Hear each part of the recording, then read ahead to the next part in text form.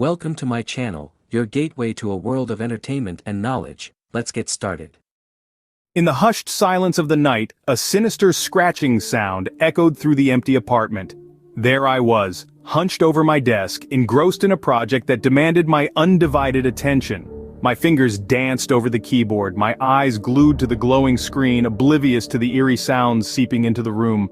At first, the scratching was just a whisper, easy to dismiss as the wind's lullaby against the window pane, but as the minutes ticked away, the sound grew more insistent, more desperate.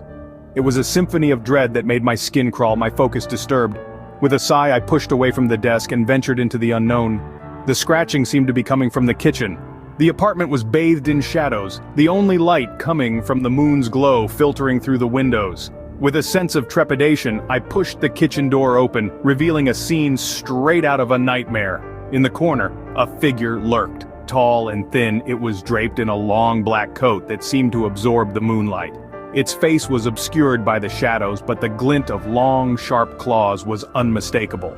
My breath hitched in my chest as the figure turned, its eyes glowing a malevolent red, filled with an intensity of hatred that froze me in my tracks.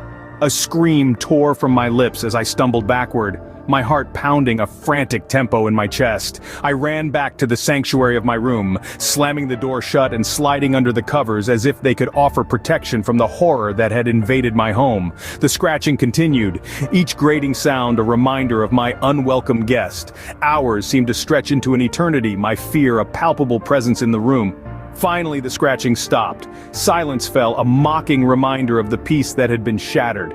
Hours passed. The scratching sound finally ceased. Gathering all my courage, I peered into the hallway. The kitchen was empty, the figure was gone. With the dawn came a false sense of security. The terror of the night seemed like a distant nightmare. But the relief was short-lived. I sought help from the police, a desperate plea to make sense of the horrifying encounter. Their skepticism was palpable, their suspicion, like a dagger to my sanity.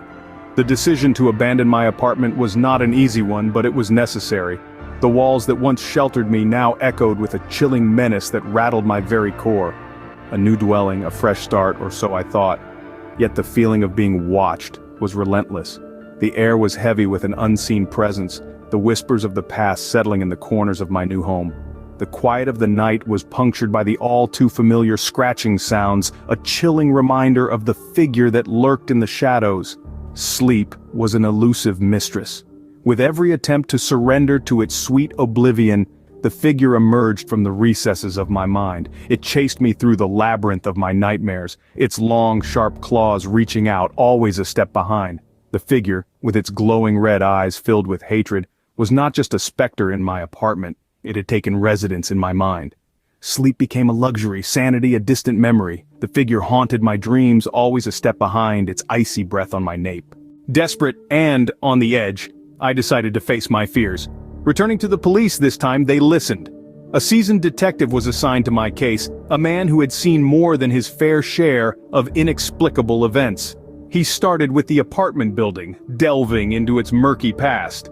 It was as if he was peeling back layers of a rotting onion, each layer revealing a new horror. He discovered that the building had a history of strange occurrences, whispers in the night, shadows that moved, and chilling accounts of a figure, tall and thin, cloaked in darkness. Several residents had reported similar sightings, some had even been attacked.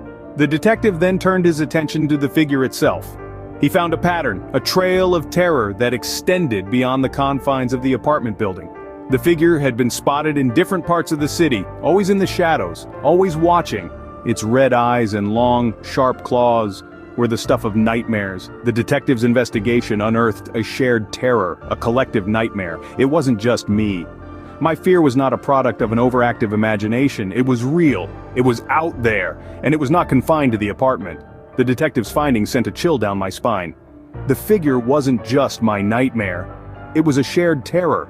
And it was not confined to the apartment. Stay tuned for the next part. Thank you. Please like, share and subscribe.